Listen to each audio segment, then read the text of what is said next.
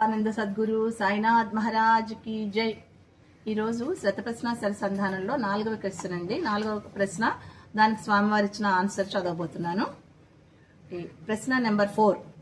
సర్వసిద్ధులను ప్రదర్శించిన మహాయోగి అయిన షిరిడి సాయిబాబా వారిని మానవుడంటారా దేవుడంటారా? దీనికి స్వామివారు ఇచ్చిన ఆన్సర్. సాయిబాబా తన 60 సంవత్సరాల షిరిడి జీవిత కాలంలో ఎన్నో శక్తులను అష్టసిద్ధులను నిరంతరం ప్రదర్శించారు. ఈ విధంగా ప్రదర్శించడము ఒక్క భగవంతుడికే సాధ్యం. మాయాలీలా విలాసం ఏమిటంటే, కనీసం ఒక సిద్ధి కూడా లేని కేవలం పుస్తక జ్ఞానం కలిగిన మానవ మాతృలను భగవంతుడని భగవత్పాదులని కొందరు అవివేకంతో ఆరాధిస్తున్నారు.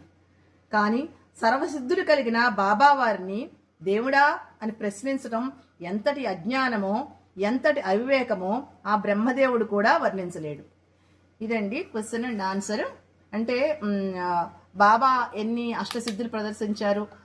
అగ్నిని స్తంభింపజేయటం, వర్షాన్ని కురిపించడం, పంచభూతాలను శాసించడం అనేది మనం సచరిత్రలో చాలా చదువుకున్నాము. అలాగే స్వామివారు కూడా మనకు చాలా చెప్పారు. ఇలాంటి అష్టసిద్ధులు, ఇలాంటి సర్వజ్ఞత్వం కలిగిన బాబా వారిని దేవుడు కాక ఇంకెవరంటారు చెప్పండి? ఇంకేమంటారు? ఇంకా అందుకనే మన స్వామివారు కూడా ఏమంటారంటే, 4 యుగాలు గాలించినా నీలాంటి గురువు కనిపించడు లేడయ్యా అని అంటుంటారు. నిజమే, ఇలాంటి మహాగురువు గాని మహాయోగి గాని 4 యుగాలు గాలించినా ఎక్కడా కనిపించరు. అలాంటి గొప్ప గురువుకు మనం శిష్యులైనందుకు మన జన్మ ధన్యం. జై గురు రమణానంద.